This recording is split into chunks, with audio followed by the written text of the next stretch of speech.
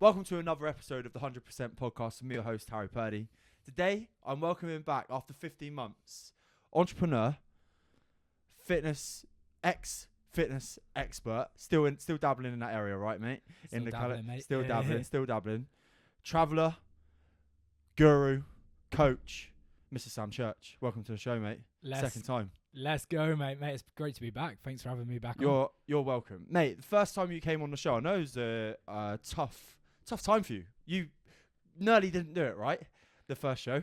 Well, yeah, I remember actually that first show was I was just going through pretty difficult time in my relationship, and literally like the night before, it was a lot went down, and then literally like the next day was the podcast, and I was in a bit of a interesting space, but I was like, let's still roll with it. So it was. And that 15 months. Weirdly, although it was 15 months ago, and it's like shit, like even this has come on a long way. We've got the whole face-to-face studio stuff. The podcast has gone 20k now with downloads, and obviously you're back on the show. I think to put it into perspective straight away, go on a like real mindset note, is those periods of time where you are at your lowest, or you do feel shit, they don't last forever, because you are back being the high energy, high functioning person that people know you to be. Yeah, bro. It's like those periods. It's like the weather, isn't it? Sometimes it's raining, sometimes it's sunny. Yeah. And you got to embrace like all the different sections, even though sometimes they're pretty tough. But like during more challenging times, I always find like you come out the other side and normally learn the most. 1,000,000%. during that time, which is just it's interesting. One of the things I'm resorting back to when I use this for coaching purposes or whatever, I watched one of Peter Sage's. It was either in his audiobook, which I've read as well, but I've been re-listening to it to just re-get some of the main pointers. And when he went to prison as a civil prisoner, so he didn't actually commit any crimes. It was all to do with the courts and all those kind of things. He went down, and he calls it a life graduation event. And all of, like, whether it be a relationship breakup, a death in the family, potentially getting on the wrong side of the law without it being your fault, getting speeding tickets, all of these kind of things, you do learn. And if you don't learn, you need to take the time to learn whatever the lesson and the positive can be. And then again, you can make it that thing that you come out of the other side almost qualified in something new. Yeah, it's a sick way to look at it, to be fair. Yeah, it's like when you come out the other side of something, I feel like there's this whole process to go through, which has been a bit of a journey that I've been on as well, is like actually being okay with accepting whatever is.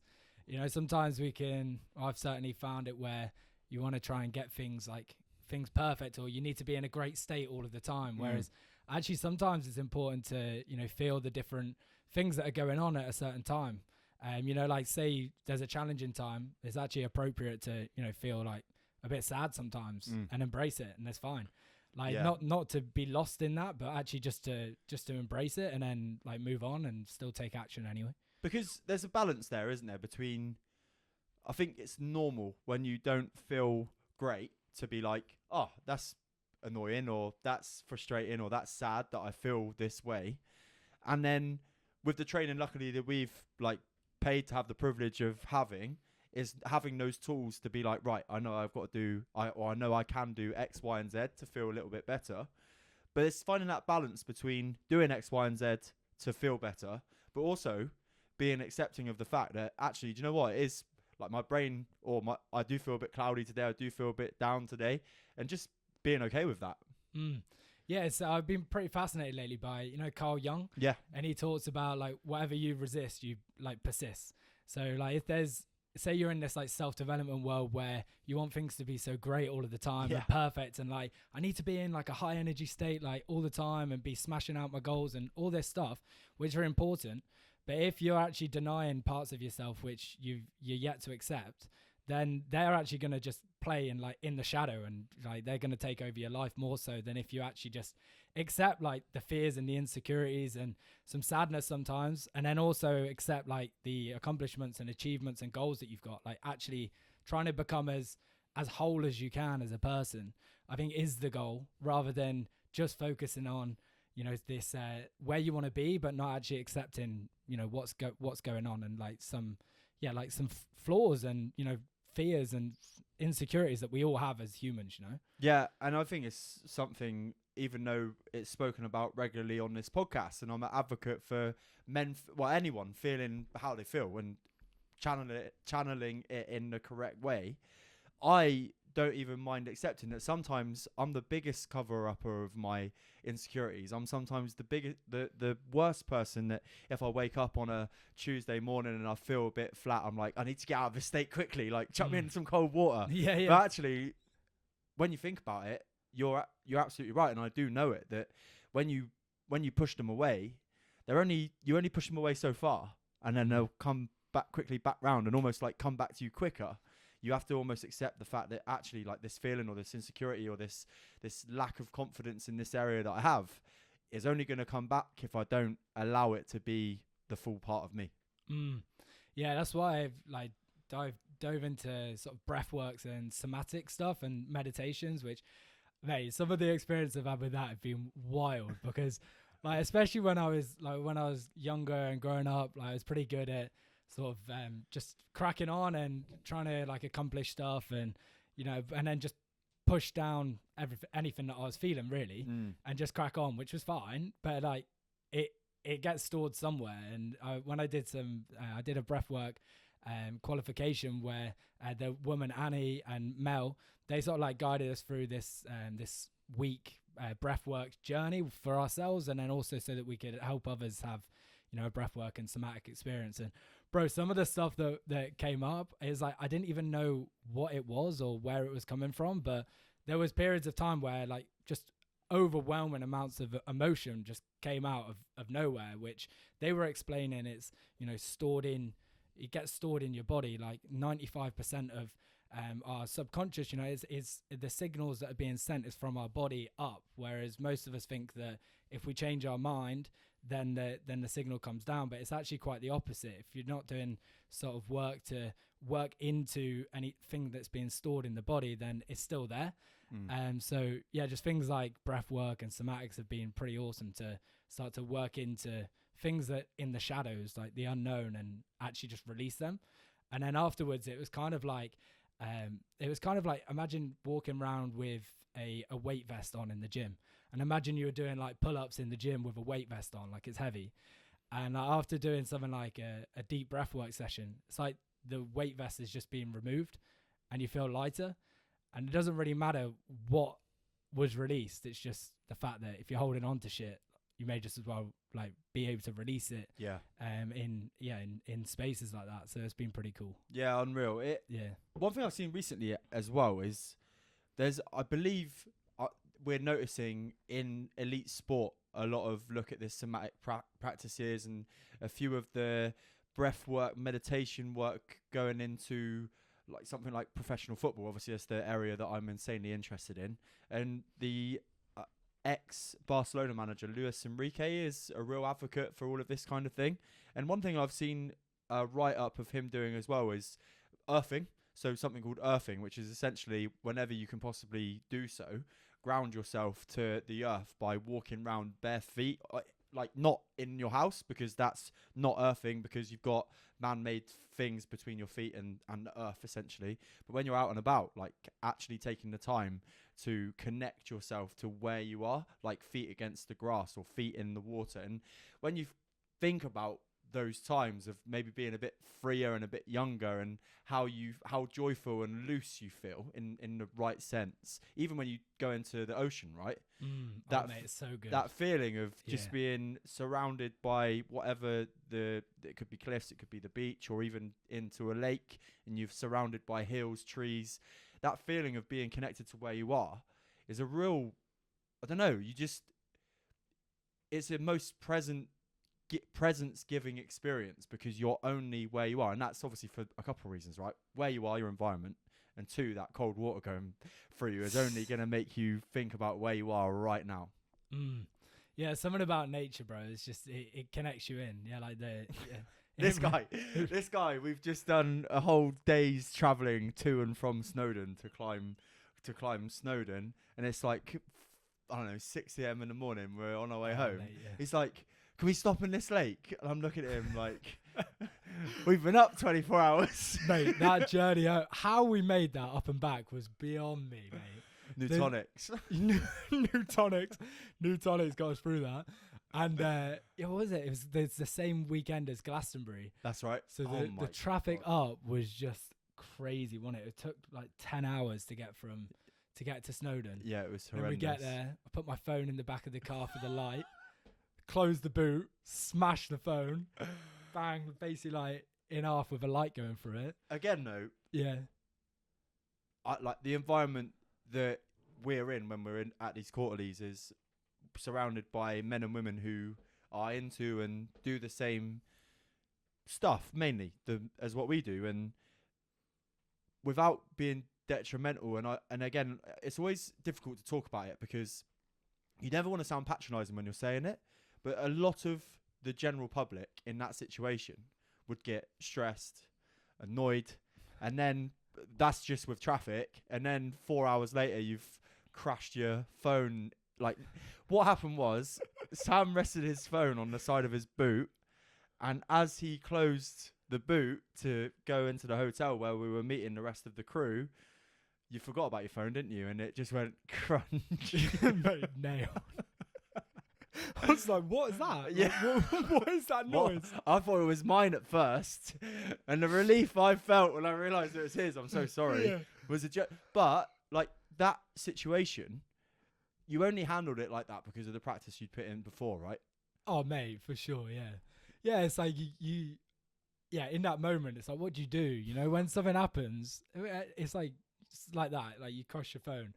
Generally, I just laughed. Yeah, I laughed. Like you laughed, I laughed. And then you have that little moment where you're like, oh, this is really like frustrating. Because you start to think like, oh, now I'm going to have to go back and fix the phone and sort it all out and da-da-da.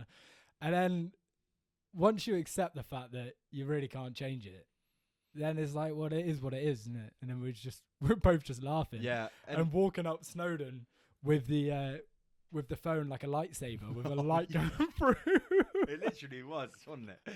It wouldn't turn off, would it? It was just like, oh man, amazing story. And just on that note, though, speaking about the thoughts that come after an incident or a life event or whatever it may be, it could be an argument with somebody, it could be the fact that you're still. One for me recently was reveling over the fact that I'd got caught speeding. It's not the event that actually causes the stress, is it? When something happens in your life, it's not the actual initial point where you're like, you may go fuck, you may go oh no, or like even the opposite, the feel good feeling of what something can trigger within your brain. But it's actually the thoughts you have after that create the feeling that you then stick with. Yeah, and I think it was Mo Gawdat, who is the ex-Google CEO. He's into, I can't remember what his actual thing was, but he's just done a podcast with Chris Williamson, or maybe not just, but a couple of months ago. It was amazing. A real nice reminder on how to de-stress yourself in your life, what areas kind of get stressed, our spiritual sides, our human sides, and then obviously our chimp sides and all those kind of things. But actually what's really important is to not get hold of our thoughts, but channel your thoughts in the correct way to not let that stress or the situation continue longer than it needs to. Because again, I've been in situations in the past where when I was at my lowest, or where I feel the most depressed, or where I felt saddest, where something would have triggered that, and I'd be reminiscing and going through the same thought pattern over and over and over again. And it wasn't the issue that happened that was making me feel sad. It was just the fact that I was going through those thoughts.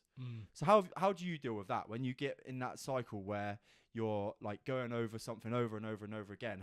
What have you done in your life that's allowed you to stop that?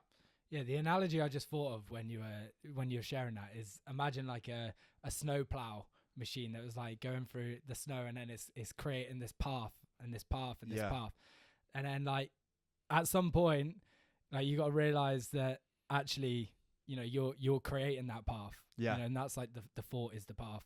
Whereas at some point, like the snowplow, you can actually just take a turn and go in a different direction.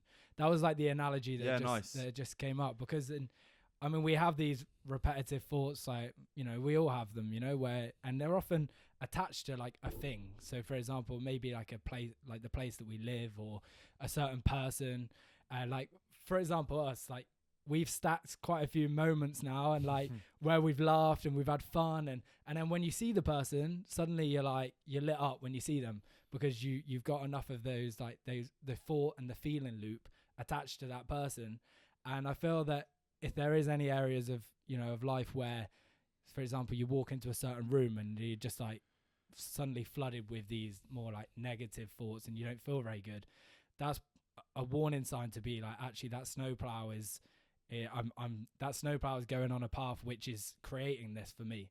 Because like you said, it's not the event, it's actually the, you know, the perception that we have around the event. Yeah. But that's easier said than done, isn't it? Like, yeah, you know, it's easy to sit here and be like, oh yeah, that's like, in like logically that makes sense, but I feel like that's lifelong work, isn't it? Oh, because every so experience often. we have, we're gonna have a thought and a feeling which is attached to it. So it's like, it's constant work. That makes it more fun. Yeah. Oh, 1,000,000%. And and I think I guess it's the danger of self-development, and because there's at no point you ever perfect, right? Even with the work that you and I have done, I still catch myself sometimes on that spiral of feeling or fearing the worst. I sometimes catch myself thinking about how I'm not wanting to feel rather than how I do want to feel. And what you always remember is like we've spoken about earlier on the podcast when we started, is it's only ever temporary. When you go back to that challenge you were experiencing 15 months ago, although it probably felt like the end of the world in loose aspects, it felt like that feeling was never going to end for you. It did. And things did move on. And it's about that balance between this. I think the title of the podcast is building itself here, finding the balance of life, or fighting with the balance of life, or something like that. Yeah, nice. Anyway, I mean, this is very, very like now. Yeah. For myself, like in my journey, is that feels very present. Getting the balance. Yeah. God, tell me why. Because in the self-development world, which I've been obsessed with for years now, it can create this gap, because you're always growing and striving for where you want to go to, which can easily create this gap between where we're at now and where we want to be. So some of the work which I've been doing lately has actually been around this balance between self-development and then self-acceptance. So accepting your flaws and insecurities and your accomplishments and all of where you're at now, and then also having the self-development where you're striving towards where you're going. I think that's like the sweet spot in the middle, when you get that right. I'm accepting of where I'm at, but then also hungry for where I'm going. If you can find that sweet spot, then that's the gravy, mate. You see, I'm not going to use myself as an example of this, but you could see why I could have got into a bad habit of beating myself up with endurance events after my ex-relationship didn't go to plan. And there was a lot of challenge around that. And of course, distraction is great, but because essentially that's what it is, right? And you do see people get caught in that cycle of training because they're running away from something rather than handling what the actual event was and dealing with the processes and doing the work in loose terms, finding the positives out of the negatives and all of those kind of things.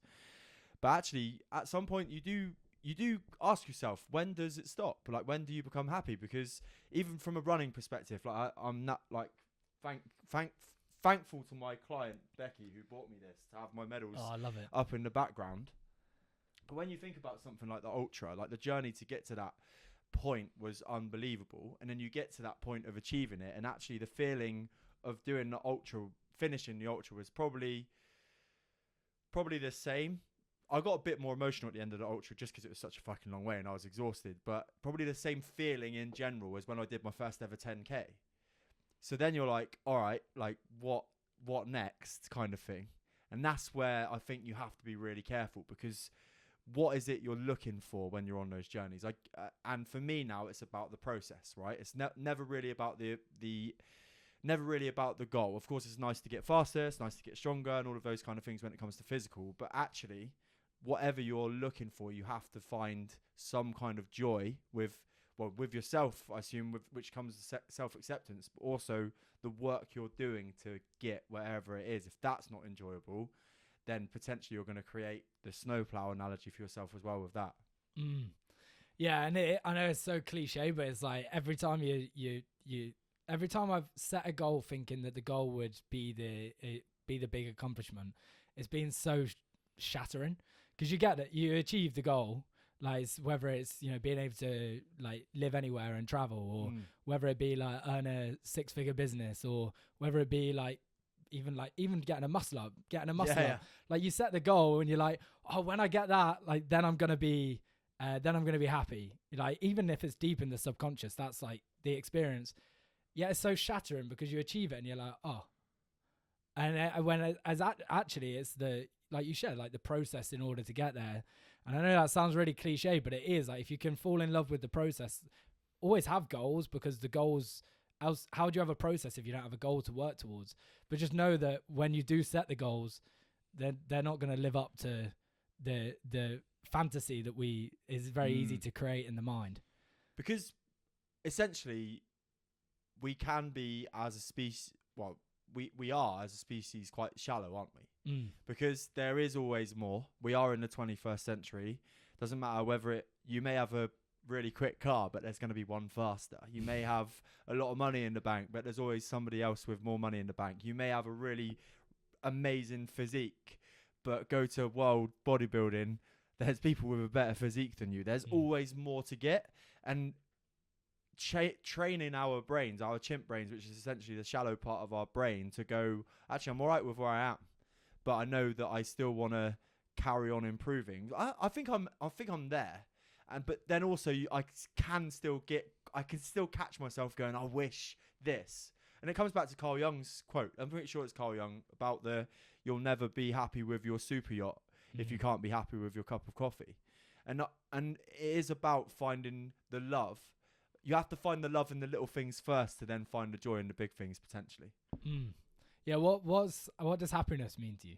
What does happiness mean for me? Yeah. Oh, that's a great question. The first thing that came to my head then was knowing that I can handle any situation and still be all right. Because when I've been at my worst and lowest, this is a deep question. Do you want to host the podcast or? Role reverse. Role reverse. Yeah. When I've been at my lowest and when I've been deeply challenged mentally, it's when I've had a challenge and I've not known how to fucking deal with it. Not had the tools, not been able to find the positives, got stuck driving my snowplow through never-ending paths of snow, leaving that pile of snow bigger behind me. So happiness means to me being in a situation where I know whatever comes at me, I'll be all right. Which might be...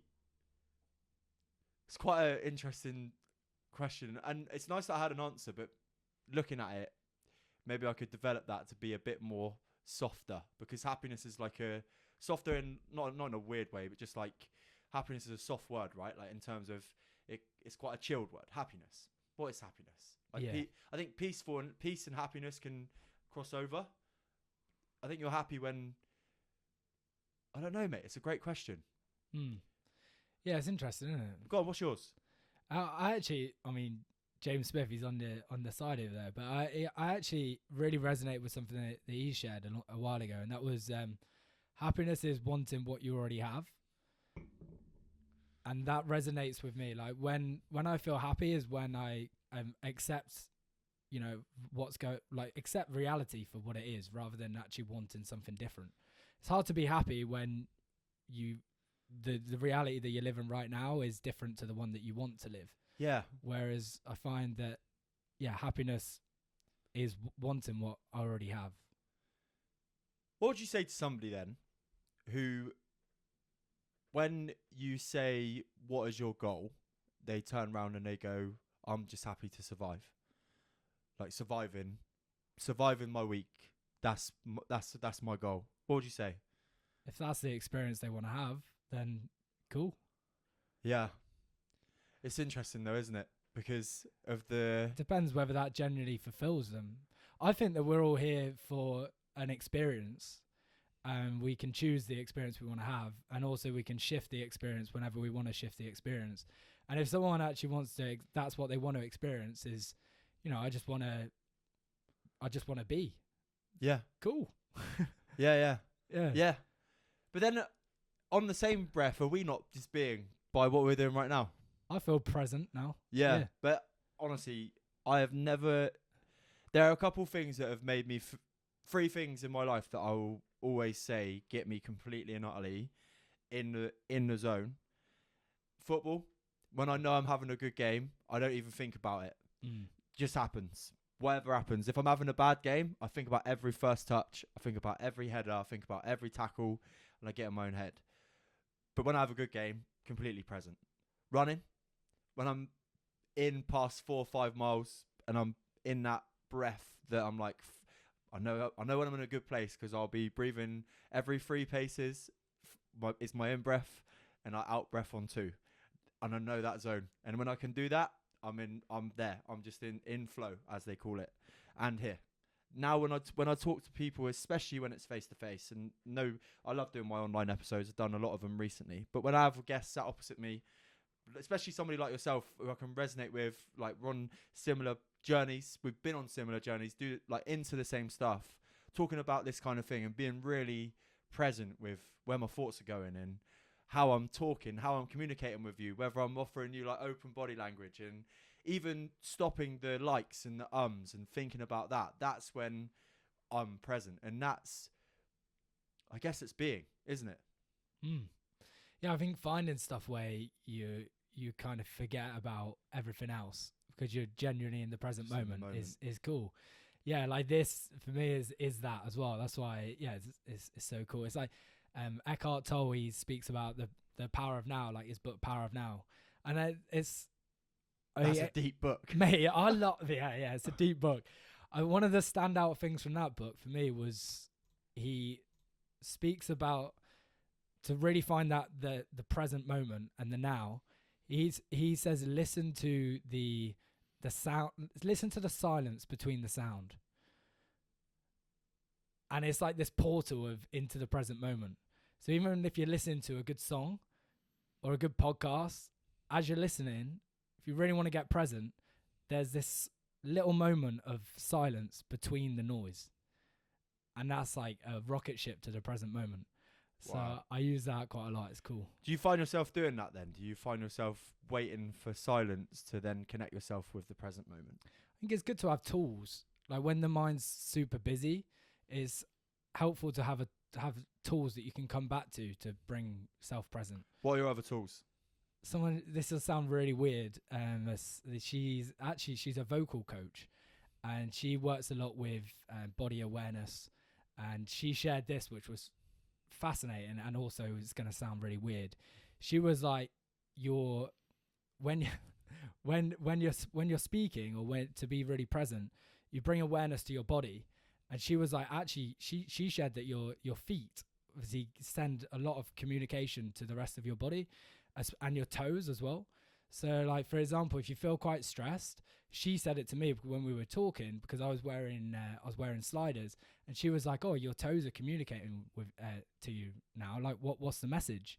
And like my toes had like pulled back a bit as I was speaking, and she was like, she could tell that I was a little bit tense. Oh wow! From that, because your body is always trying to communicate and send messages. You know, like the gut feeling, for example, is like sending messages up, but your whole body is trying to communicate to you all the time.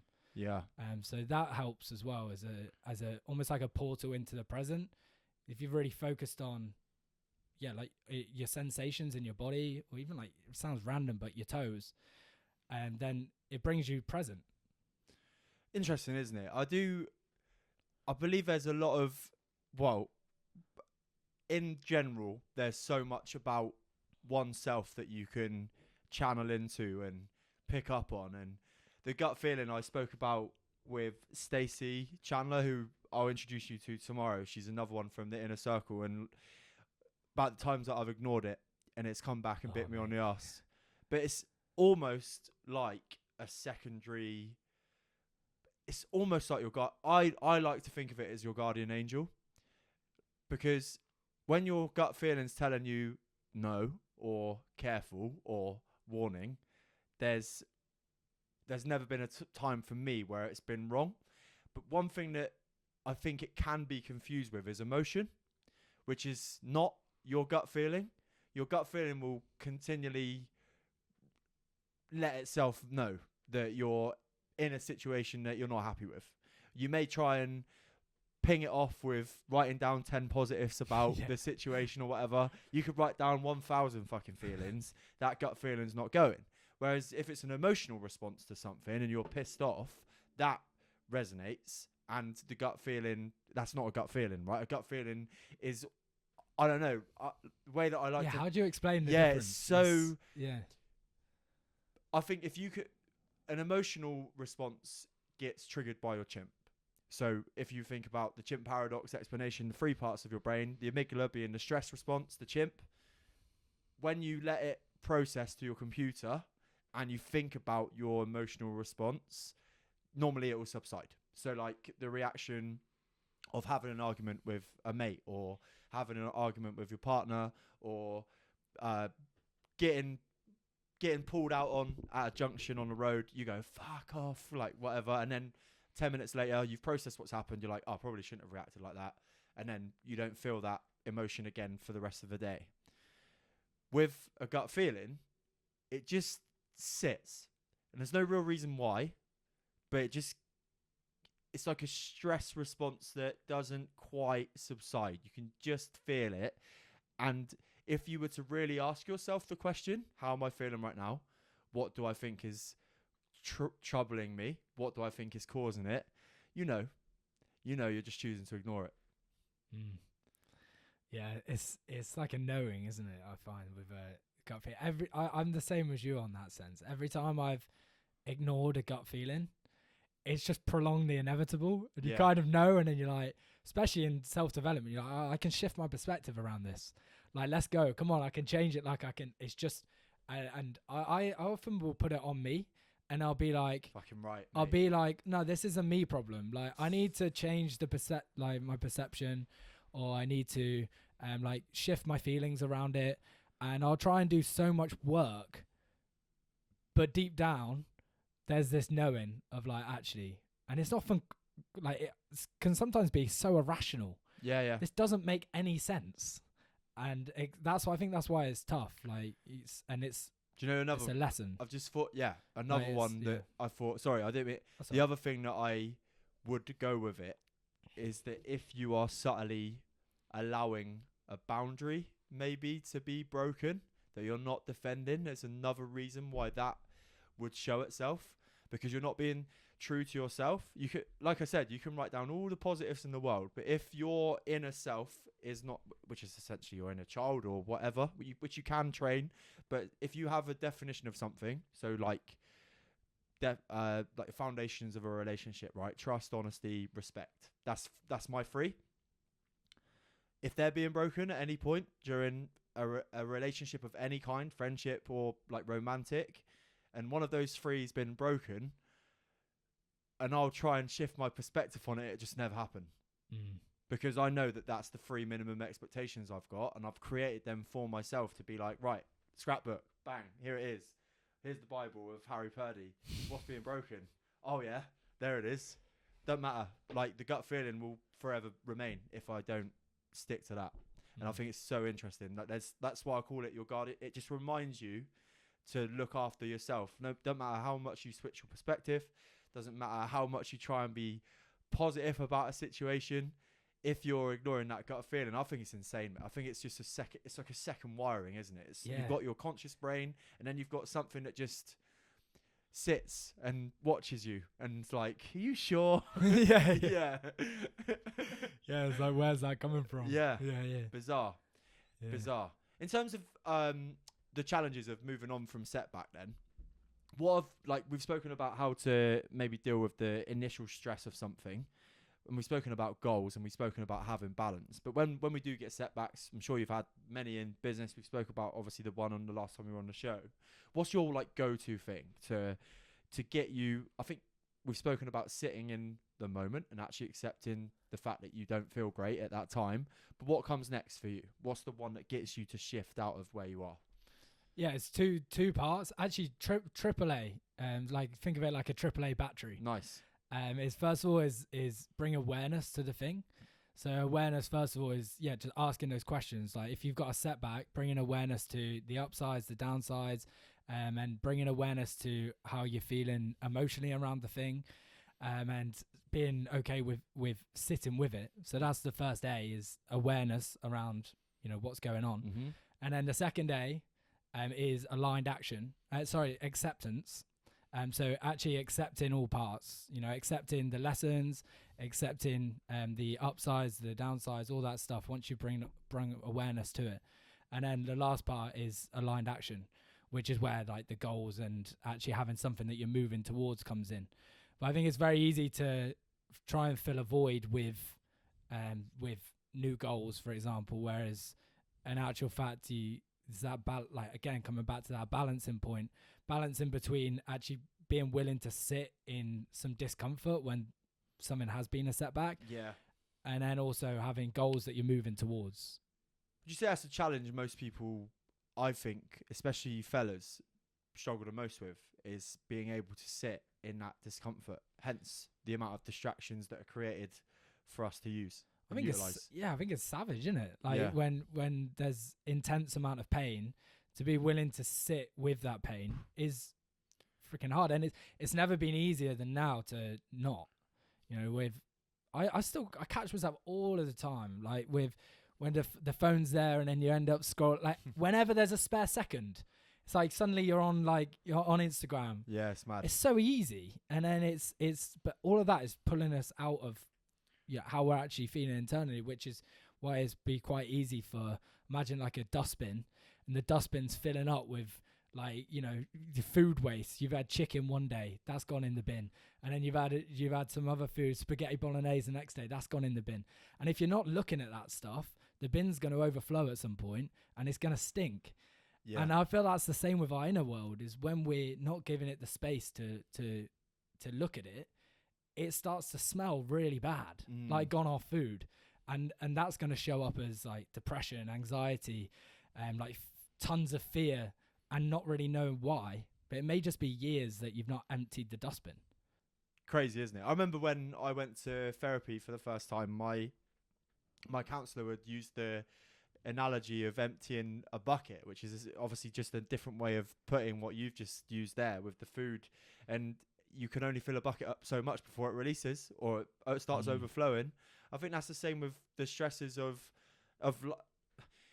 life. Can be a stressful situation anyway, but if you're not tooled up with the right info and methods to make it easier, it then becomes harder, and then obviously your bucket will fill up quicker, which means if you're not emptying it in some format, whether that be, I don't know, going to therapy, exercise, again, different form of therapy, but obviously got to be careful you don't get too fixated on it, then it will show in some, whether it be your reactions to events happening. Are you short?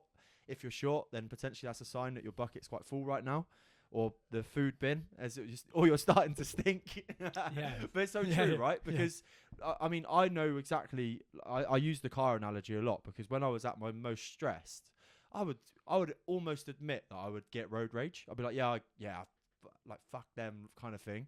Now I'm just like, oh yeah, thanks for that, mate. You know what I mean? Like, drive off. And then on the day where I'm like, fuck you, I'm like, like, there it is. Probably a bit, probably a bit stressed today, or like something's not quite as calm as it normally is. What can I do to get myself calmer? Normally that will involve some form of sitting in, like the word for it is meditation, but for me, sitting for 20 minutes, normally in the bath, no noise at all.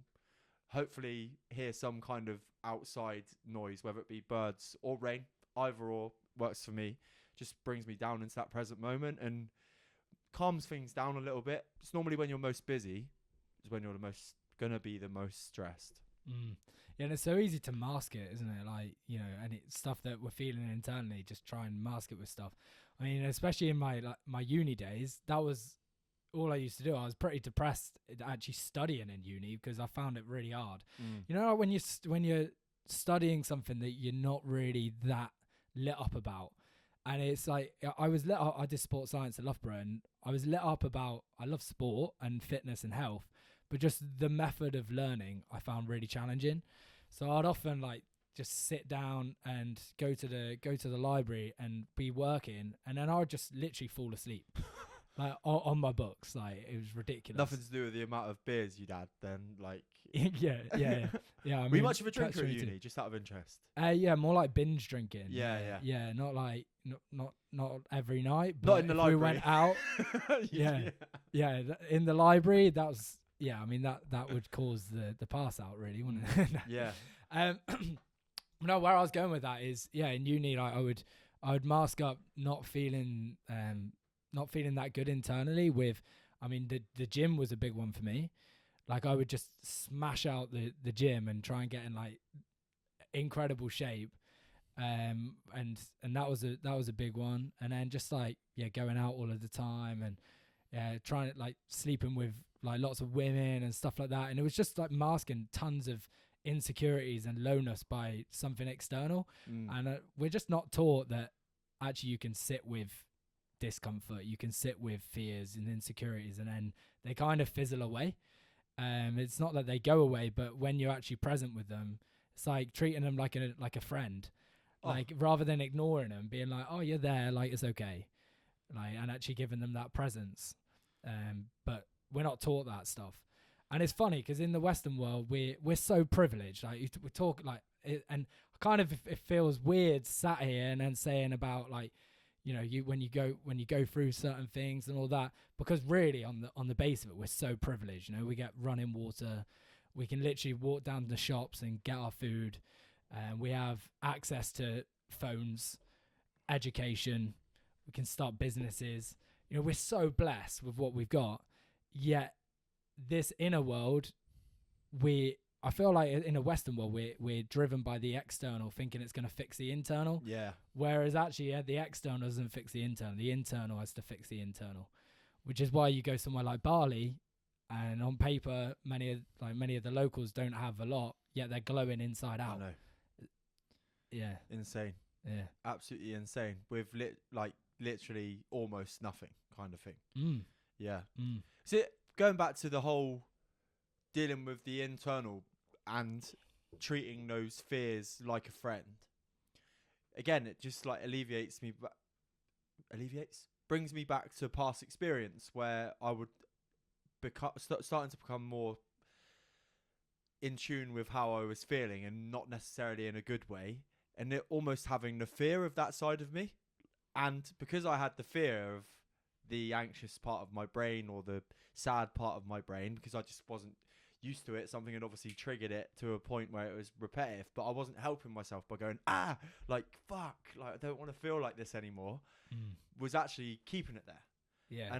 And the cycle, I was going to say this earlier, actually, the cycle of, it's almost like cycle of, I don't want to call it recovery because it sounds like recovering from some form of addiction, but cycle of recovery, let's go with that, or cycle of calmness maybe, is that you go through that circle, you realize, it's because I'm like fixating on that feeling, and then it eases away. Like you start treating that feeling, whatever it may be, like a friend, and then you feel it again and you forget just for one moment, and you're like, fuck, and then like for a time frame that's shorter than the last time, you're hooked to it, and then you're like, oh yeah, I just need to, hey mate, how you doing? And then it leaves you alone, and then the circle gets bigger, the time frame gets longer, where you don't feel that feeling again, and it comes around and nibbles you again. You're like, and then, you know, and every time you handle that situation or handle that feeling or treat that thought or insecurity that you may not necessarily like, but you're starting to come to terms with, the easier and longer that time frame of calm in between becomes. So I love the movie Inside Out. I've seen your video on that yesterday. Is it worth watching? Oh mate, 100%. Yeah. Yeah, it's the girl called Riley, and it's basically about her inner world. So it's there's like different characters that are living inside of her, like fear, anxiety, sadness, and joy. and then they're basically like when something happens, Joy is just trying to overtake like all of the time and be basically put all the others in a box to be like sadness, like go away, like fears, stop it, like, and trying to keep Riley happy all of the time. And then they basically like get Joy and sadness get shot off, and they need to get on this mission to come back.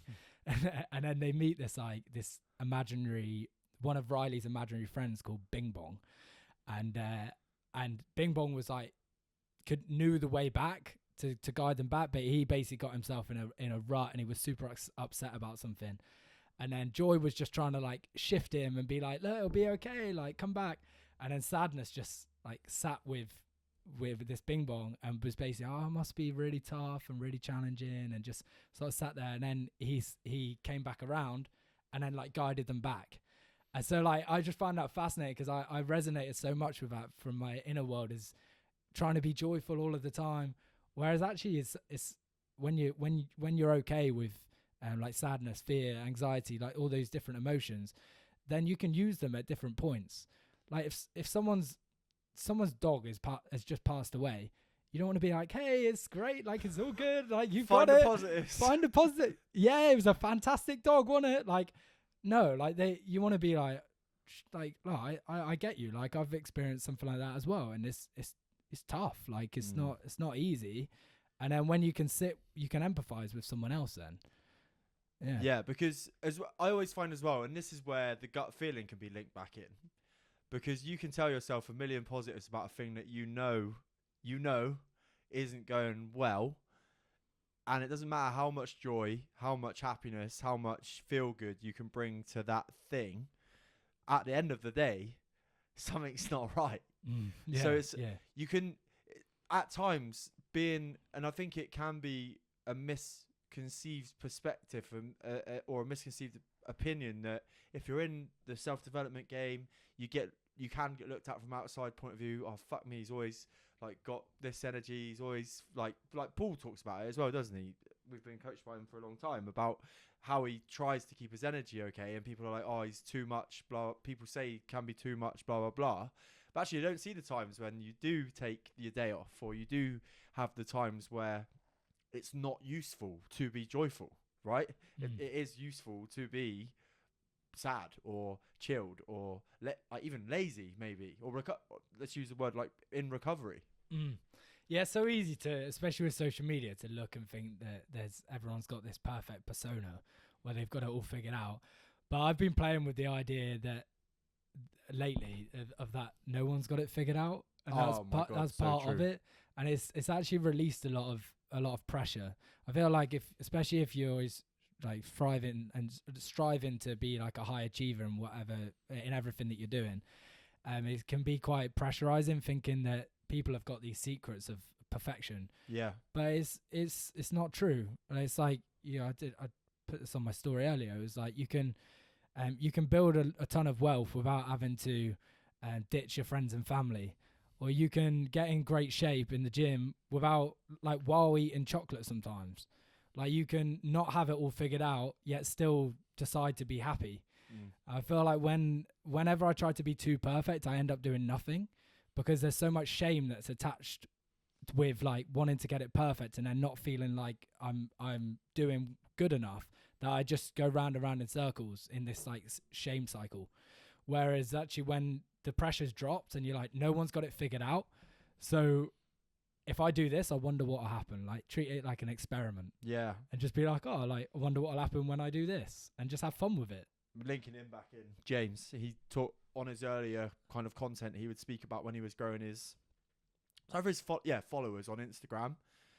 He'd write targets, and he literally gamified everything. So he would be like, right, who around my local area has got more followers than me? Right, they're my first target.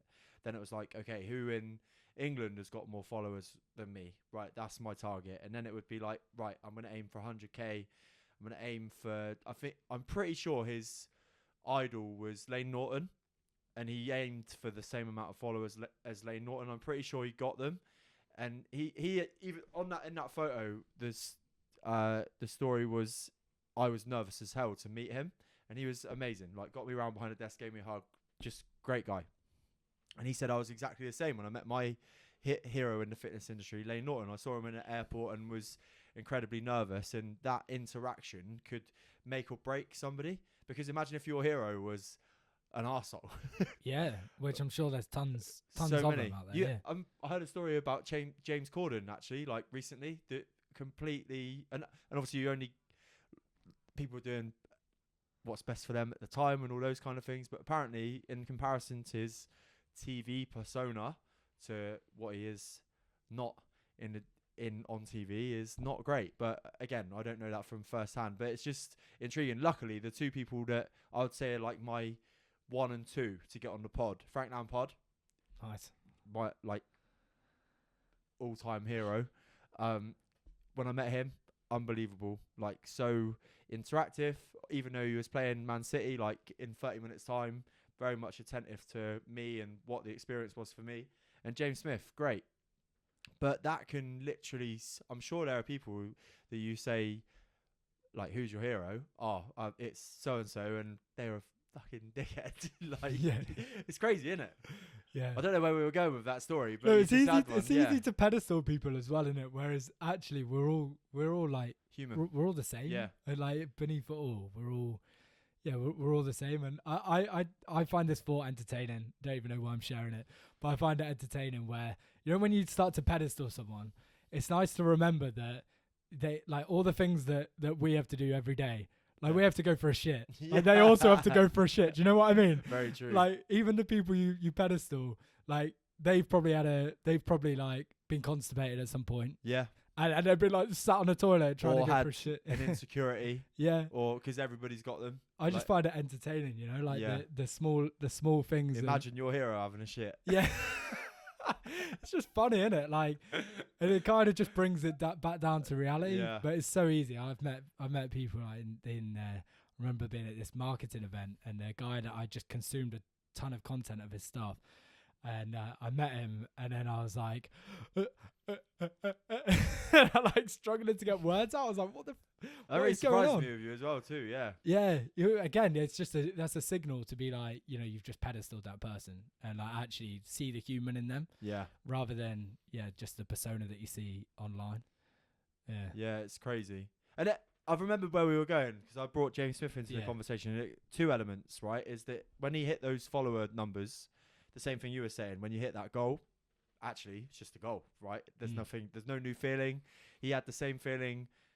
That's his quote. When he hit 1 million followers or 100,000 followers than when he hit 10,000 followers. It was the same feeling, which when you put that into perspective, I think can change people's alterations or change people's opinion of where social media is, because people do strive, don't they? And I find myself guilty of it. I'm like, geez, I've only got this amount and this person's got this amount, that comparison frame. But you know, you're on the same journey, and like you say, they do the same things that you do.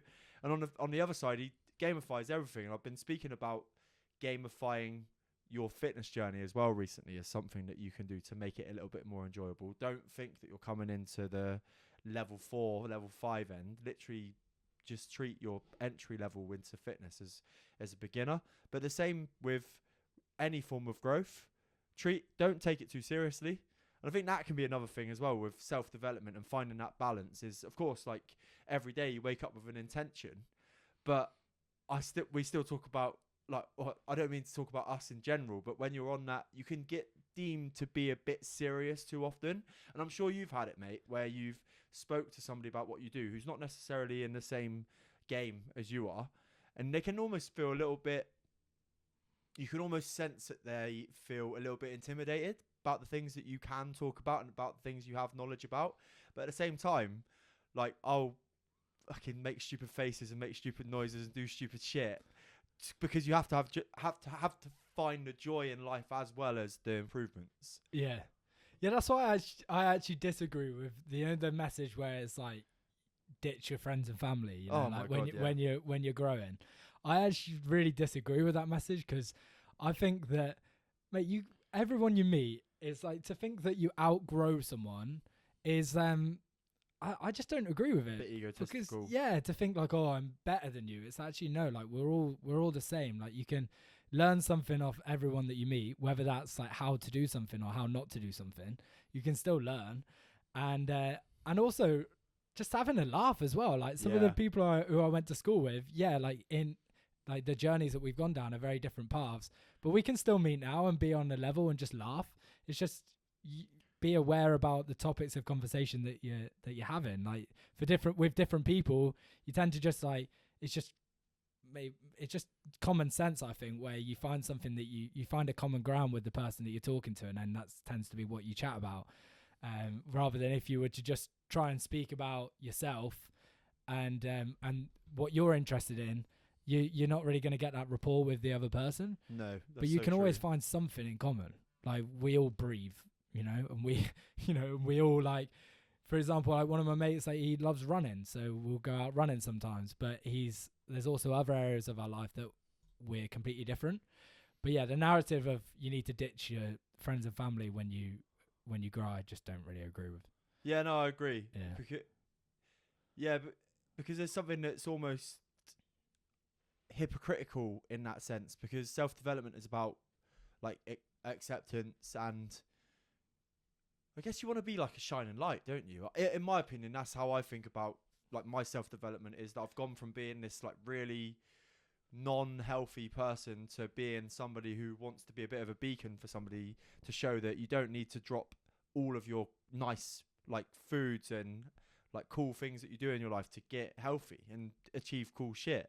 You can just do it by little increments. In fact, I've got a video going out today on it about changing small habits. But we're not here to talk about health and wellness today, because where I'm going with that is that when you start to overcomplicate things and start to think about putting yourself on a pedestal, that takes you out of where you're like, that would, if I was to think about myself in that way, that would make me somebody that I wouldn't resonate with myself.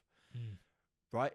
I wouldn't want to work with somebody who thinks that they're above somebody else. And that's why I always get a little bit sometimes cautious about when I think about the generic person in life who has their own challenges going on. Don't get me wrong, they've got no interest in self-development, so of course they're not going to know how their brain's working from chimp to computer to human, or amygdala to like the functioning part of your brain to process that thought. And of course they're not going to have an interest in how to meditate in a correct manner and settle down their brain. And of course they're not going to be exposing themselves to water therapy, right? So you have to meet people where they are.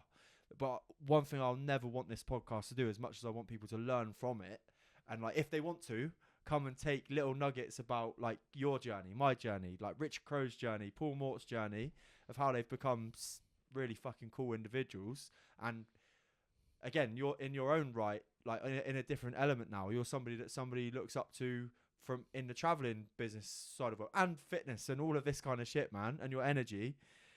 Without that humanistic side of you, I wouldn't find you somebody that I'd want to like connect with and get on the pod, because I think it would just put people off, right?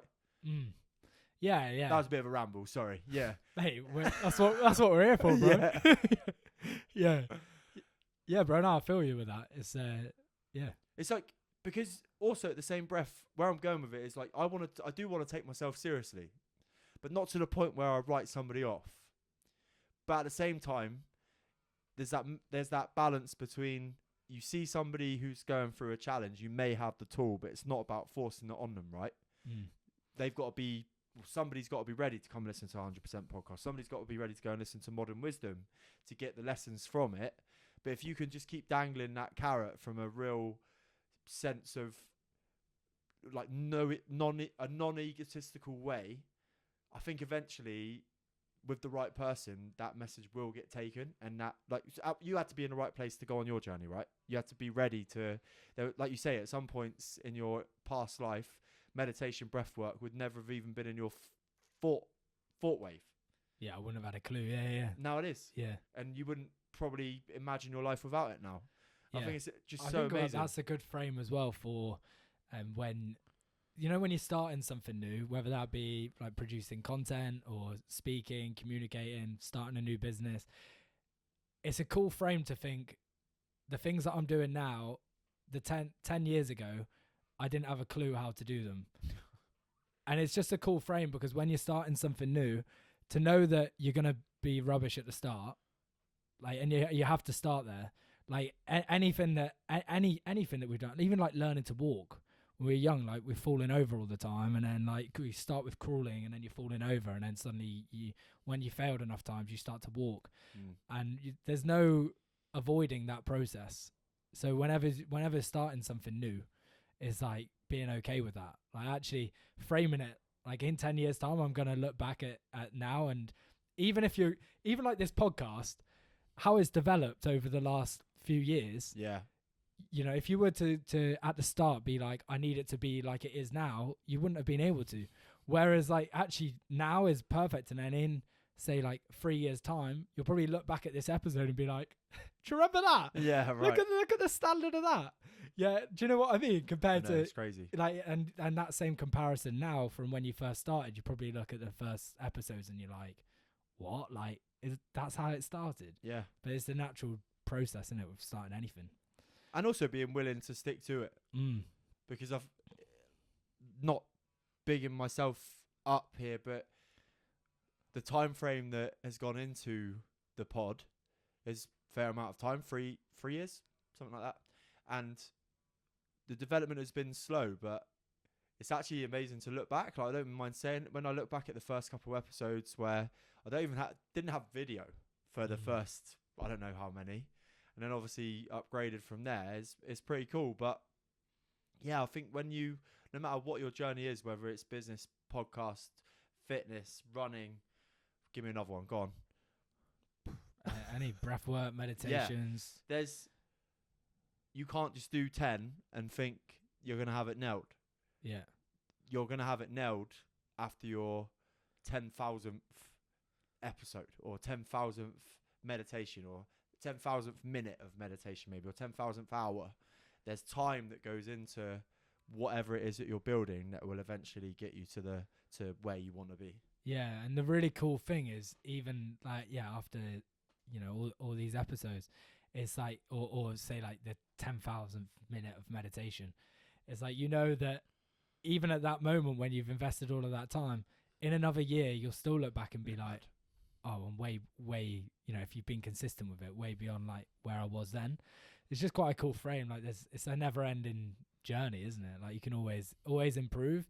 And then coming back to that point, it's that balance between, improving, because why not? You may just as well while we're here, like it's an experience.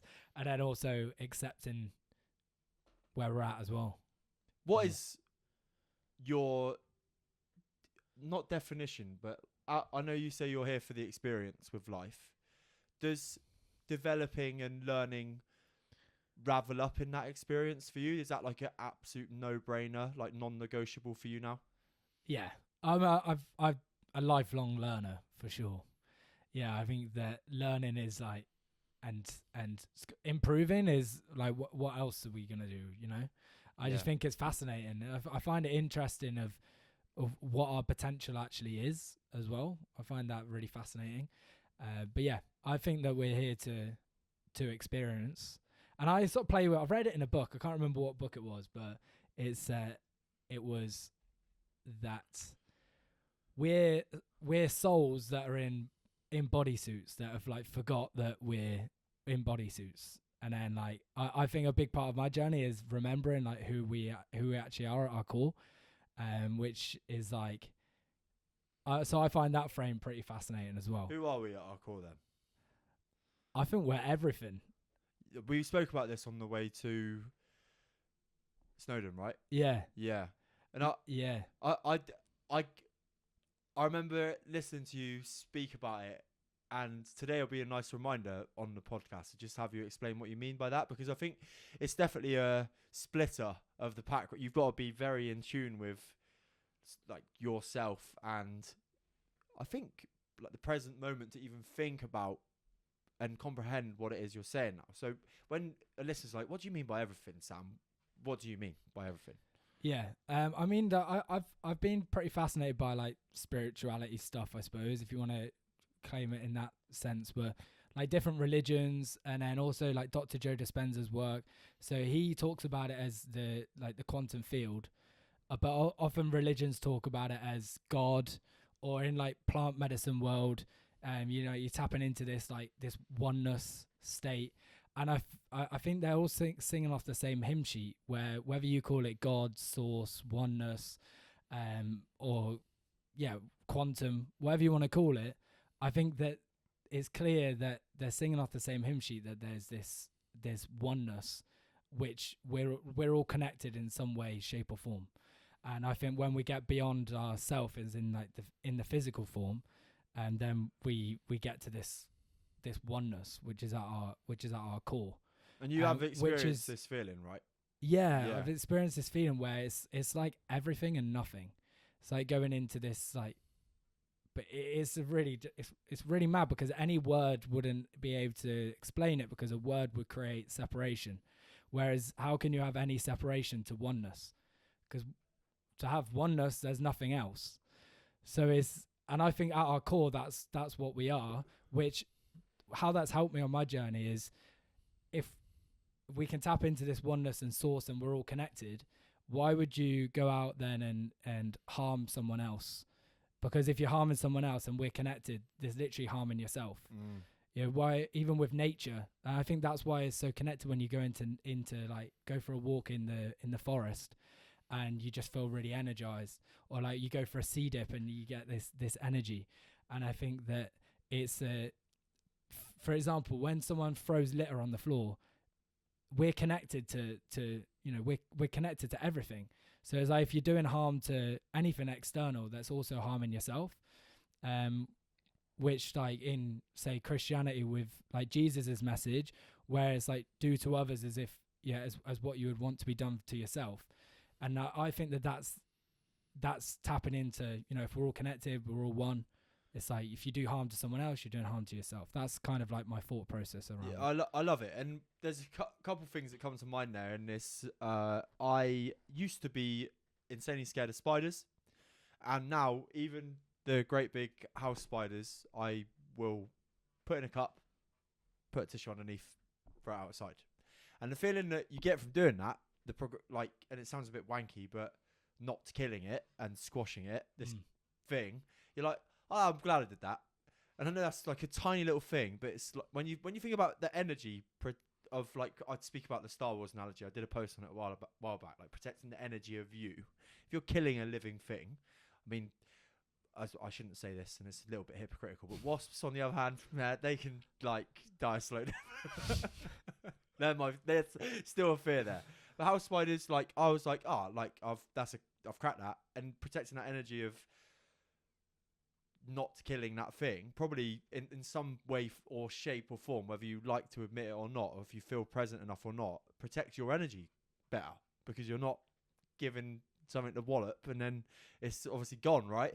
And then the other thing with regards to that is, I remember when I was a kid, I genuinely I don't know how I would have been, I used to like potentially come back from a day out with my mum and dad, and we'd be like waiting outside the car, and I used to be like this world thing, almost questioning like, how are we here? And I used to have this feeling of not being, I used to be seeing what was around me, but it would be like a floaty sensation. And I don't know whether that's because there was less distractions then, like there was no phones, I'd literally just been on a day out, very present, very much just waiting for the next thing to happen, but just in this feeling of like, wow, like I'm stood in my front garden and this earth has got me here and I'm in this moment. And I find that hard to get now, unless I do like a real wacky Joe Dispenza like meditation that gets me thinking about space and thinking about like nothing.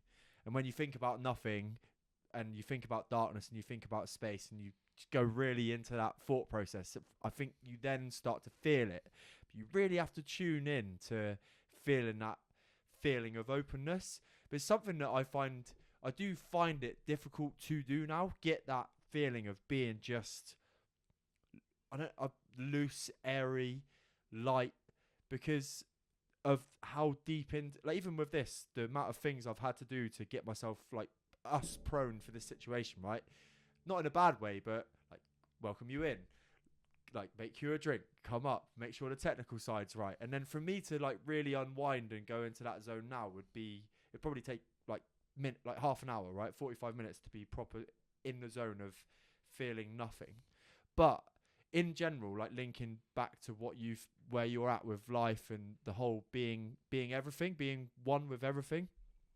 I think that's something people can do to try and relate to what it is you're saying, right? Is to get yourself in a area or space where you are doing absolutely nothing and you're connected to whatever, and genuinely do nothing for a period of time, just to see how long you can tolerate it for.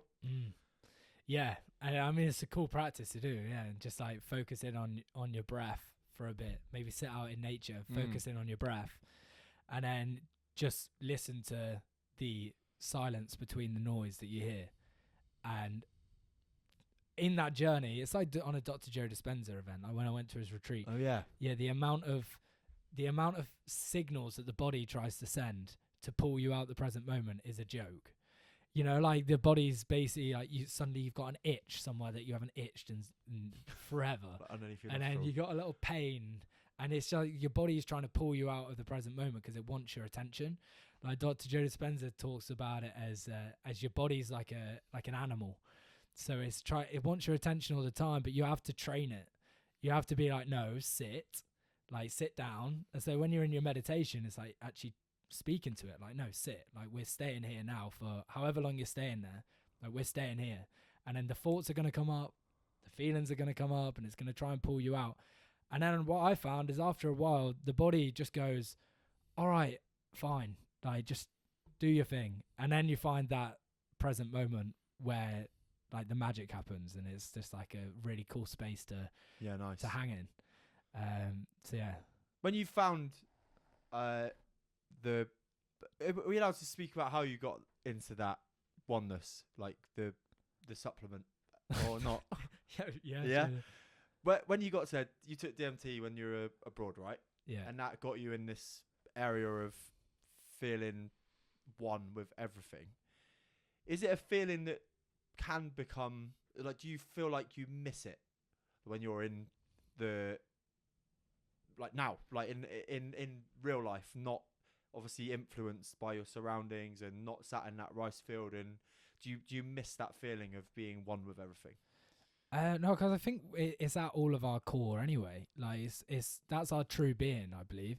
But yeah, it was like 5-MeO DMT, and it's like when you go into it, it's like you're like you're there super fast, and then you're just like, and it's like the whole like everything's just gone, and you're into this void, this nothing.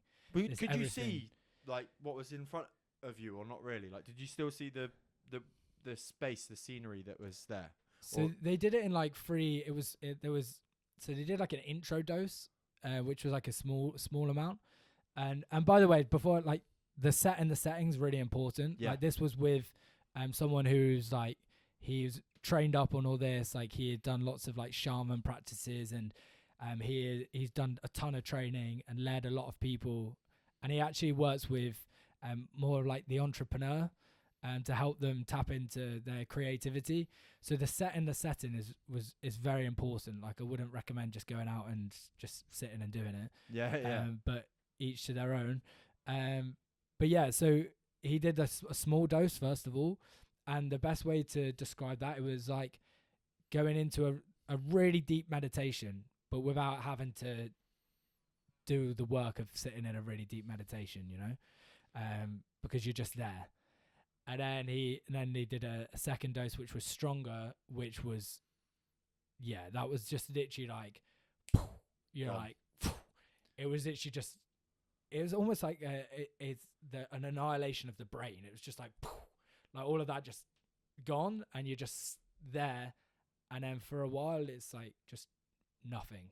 You just feel it's not even connected to anything, because there was like nothing to connect to. It just felt like your like the soul had just turned into to everything, which was just really like a wild experience. And then as you're coming back around, then it's like you start to just feel very connected to the surroundings, because it's like you're seeing yourself in the external.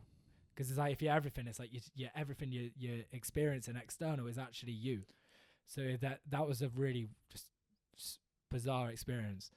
Yeah, I remember there's this like cow in front, like in the rice field in front, and we like locked eyes, and it was just like a wild moment because it was like, it's gonna sound so wacky, but I don't care. It was like witnessing yourself in that being, and I was Yeah. just like, whoa, that's wild. Yeah, man. But what was the question? I feel like I went off on Do you miss? one there. Do you Oh, miss yeah. that feeling?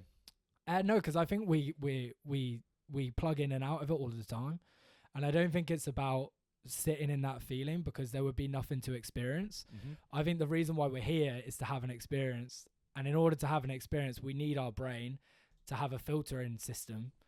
And like the computer analogy you shared earlier, I think we all have a different brain, which means we can experience this moment, but we're experiencing completely different because of the way that our body and our brain is set up. And I think that that's the beauty of being here, is we have an experience. If you were in the state of oneness all of the time, there would be nothing to experience because you're just everything. Yeah, so I miss it. It's like, I think that we can plug into it, which is why on the 5-MeO DMT is not something I do every day. It's so intense. You know, it's something I've done once, you know, and it was just cool to have that experience, because now when I sit in my meditations, which is a daily practice, I feel that I can, because I've experienced that state, it's easier to plug back into that state when I sit in my meditations. But yeah, I wouldn't go and do 5-MeO DMT every day. No way. Fair one, brother. Yeah. Mate, it's a nice way to speak about that experience. And I think, again, like, we're not promoting the use of substances on the show, but when you look at the effect of like psychedelics essentially on recovery from things like PTSD, depression, and all of those the kind of things, that the studies are really, really beneficial. And if you can get a positive experience and an experience out of doing something like that, that's only going to benefit you and benefit your life experience, then yeah, why not? And like you say, research into these things is mega important, right? Yeah, and the setting, like the person who you, if you do decide, it's not certainly not for everyone, but it's knowing some background about the person, you know, and knowing that they've got, you know, that you can actually trust them to guide you through an experience like that is very important. And also the setting, like if you're in a really bad place yourself, then it's probably just going to amplify whatever's going on internally by like 100x. So if you're in a space where you're in a really bad place, and then you also decide to do it in a setting where you don't feel comfortable with someone who you don't feel comfortable, it's going to be a horrendous experience, because it's going to amplify everything that's going on internally. And Put so your yeah, thoughts on speaker, so to speak. Yeah. so the set and the setting is important, and researching it and all of that stuff is super important. Mate, great chat. I have 2 questions to wrap things up for today. I speak about your energy a lot. We get good vibes when we're together and all those kind of things, but I do like to tap into the routines that people have to make sure that their energy is where it is whenever they need it to be. So what are the 3 things, if you were to only do 3 of your positive self-development habits or habits in general that keep your energy high when you need it to be high, what are those 3 things? Yeah, so I do meditation, journaling, and exercise. Bam. Yeah. Bosh. Yeah. Literally no thinking about it. Yeah. That's class. And then final question for today's show, mate. I may have asked you this on the last time. I'm not sure if this was a staple, but your answer may have changed now. What is the greatest bit of advice that you've ever been given? I quite like I actually shouldn't leave with quite like, because it's the greatest piece of advice that we've ever been given. So Paul Mort, when he shared everyone's on their own journey and they're trying their best, that's something that's stuck with me. So yeah, everyone's on their own journey, they're trying their best. And that's helped a lot with compassion for me. As even when someone's doing something that's you're like, why are they doing that? Like, this just like they could be, they've got so much more potential, or someone's annoyed you or whatever. So actually everyone's just trying their best with where they're at, whether that be putting someone else down so that they feel better, because that's the only way they know to feel better. They're still trying their best. Wow. And so understanding that is being really helpful because it's allowed me to lead with more compassion with people, especially. Insane, mate. Where can people come and find out more about you, what you do, your coaching, all of those kind of things online? Yeah, it's at Sam Church UK. Go follow Instagram, this geezer. Yeah, let's go. Go follow him.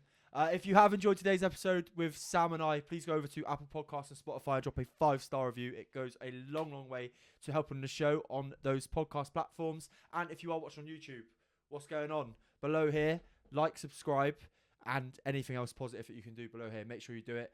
Also, if you want to get into self-development yourself and you want to feel more energetic, you want to become more productive, and you want to stop that procrastination thing that may be going on in your life right now, I have a 100% journal that is free for 14 days by clicking the link in the bio below. Go download it. It might change your life. I'll speak to you here with another episode every Friday. Take care.